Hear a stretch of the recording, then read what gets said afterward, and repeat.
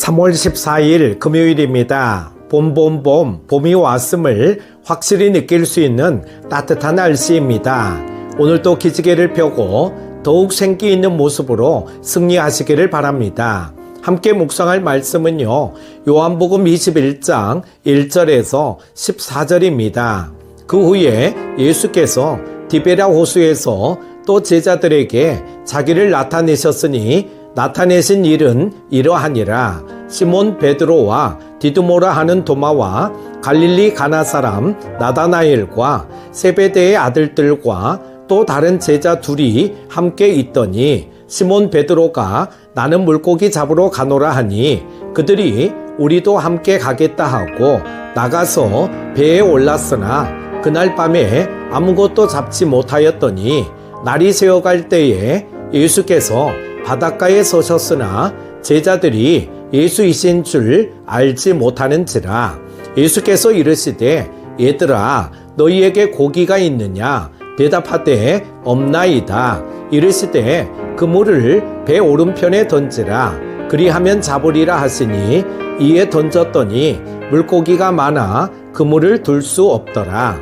예수께서 사랑하시는 그 제자가 베드로에게 이르되 주님이시라 하니 시몬 베드로가 벗고 있다가 주님이라 하는 말을 듣고 겉옷을 두른 후에 바다로 뛰어내리더라. 다른 제자들은 육지에서 거리가 불과 한 50칸쯤 되므로 작은 배를 타고 물고기 든 그물을 끌고 와서 육지에 올라보니 숯불이 있는데 그 위에 생선이 놓였고 떡도 있더라.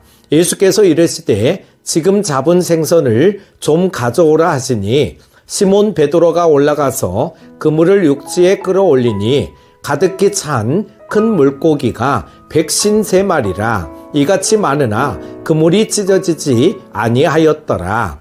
예수께서 이르시되 와서 조반을 먹으라 하시니 제자들이 주님이신 줄 아는 고로 당신이 누구냐 감히 묻는 자가 없더라.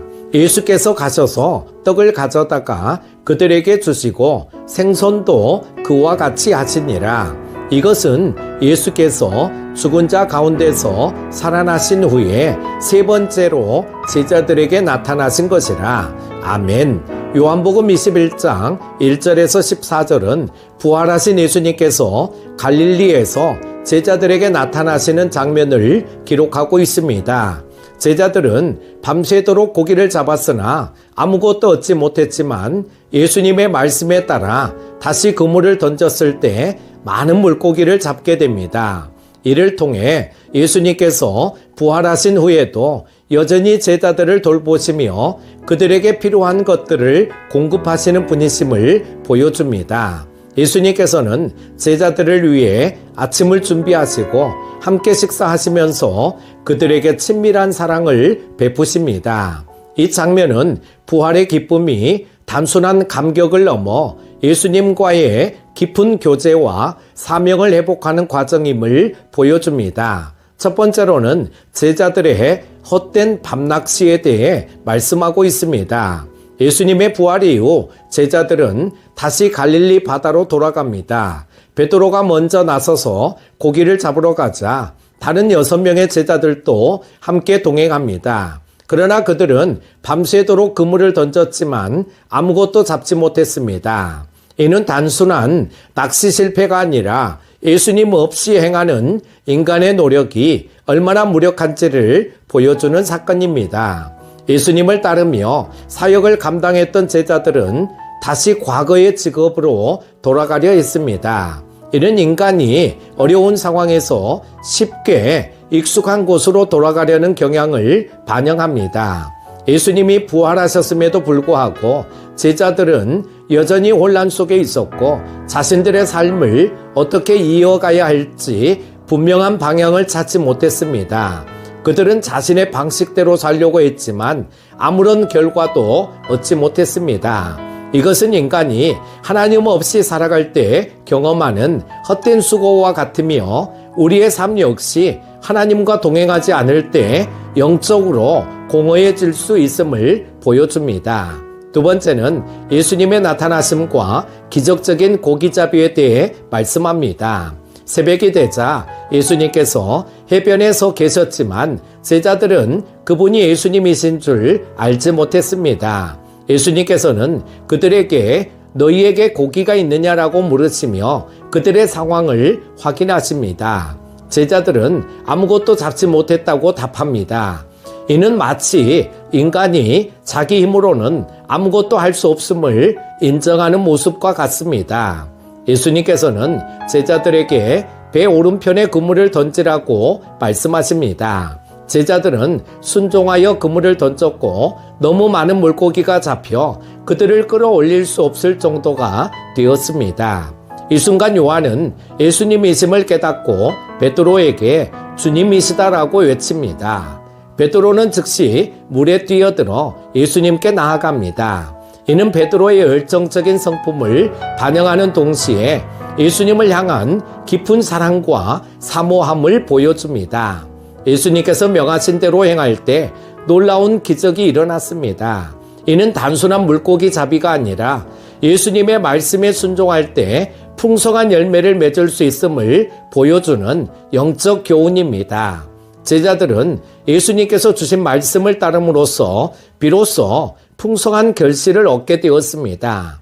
이는 우리의 삶에서도 하나님의 말씀을 따를 때에만 참된 풍요를 경험할 수 있음을 가르쳐 줍니다. 세 번째는 예수님과의 교제에 준비된 아침 식사에 대해 말씀하고 있습니다. 제자들이 배를 타고 해변으로 나오자 예수님께서는 숯불을 피워놓고 그들을 기다리고 계셨습니다. 그곳에는 이미 물고기와 떡이 준비되어 있었습니다.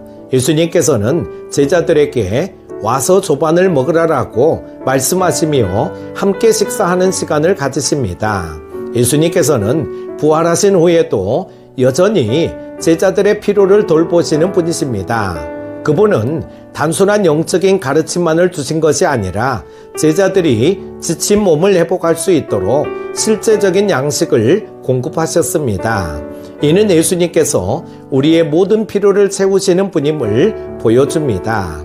우리는 종종 영적인 필요와 육적인 필요를 구분하여 생각하지만 예수님께서는 우리의 전인적인 삶을 돌보시는 분이십니다. 이 장면에서 중요한 것은 예수님께서 직접 제자들을 위해 아침을 준비하셨다는 것입니다. 이는 그분이 단순히 부활하신 메시아일 뿐만 아니라 여전히 제자들과 함께 하시며 친밀한 교제를 원하시는 분임을 보여줍니다. 또한 제자들에게 물고기를 더 가져오라고 하신 것은 그들이 예수님의 사역에 동참하도록 초청하시는 의미도 담겨 있습니다.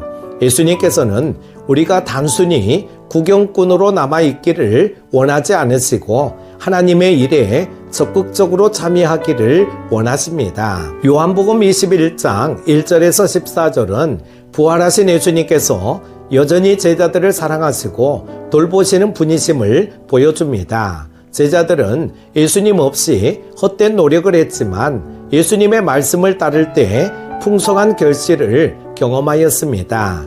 또한 예수님께서는 제자들에게 친히 아침을 준비하시며 그들과 함께 식사하심으로써 단순한 기적의 주님이 아니라 관계의 주님이심을 나타내셨습니다.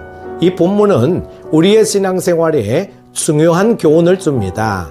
우리는 종종 삶의 문제를 우리의 방식대로 해결하려 하지만 결국 예수님 없이 행하는 모든 노력은 헛될 뿐입니다. 그러나 예수님의 말씀에 귀 기울이고 순종할 때 우리는 영적 풍요와 하나님의 돌보심을 경험할 수 있습니다. 또한 예수님께서는 단순히 우리의 필요를 채우시는 분이 아니라 우리와 함께 하시며 깊은 교제를 나누기를 원하시는 분이십니다. 사랑하는 큐티 가족 여러분, 우리는 이 말씀을 통해 예수님과의 친밀한 관계 속에서 살아가야 함을 깨닫게 됩니다. 신앙은 단순히 기적을 경험하는 것이 아니라 예수님과 동행하는 삶입니다. 예수님께서는 우리의 필요를 채우시며 우리가 그분의 말씀에 순종할 때 놀라운 은혜를 경험하게 하십니다. 그러므로 우리는 우리의 모든 삶을 주님께 맡기고 그분과 동행하는 삶을 살아가야 할 것입니다. 오늘 하루도 승리하십시오. 기도합니다. 여전히 우리를 사랑하여 주시는 하나님 아버지, 제자들처럼 오늘 우리들도 예수님 없이 노력하고 땀을 흘리지만 결국은 빈 배뿐임을 기억하게 하시고 항상 예수님을 우리 삶의 주인으로 모시고 살아가게 하여 주옵소서. 결국 예수님 없이 행하는 모든 노력은 헛된 것뿐임을 기억하게 하시고 예수님의 말씀에 귀 기울이고 순종하게 하여 주옵소서. 그물을 배 오른편에 던짐으로 풍성한 열매를 맺게 하여 주시기를 원하오며 예수님의 이름으로 기도드립니다. 아멘.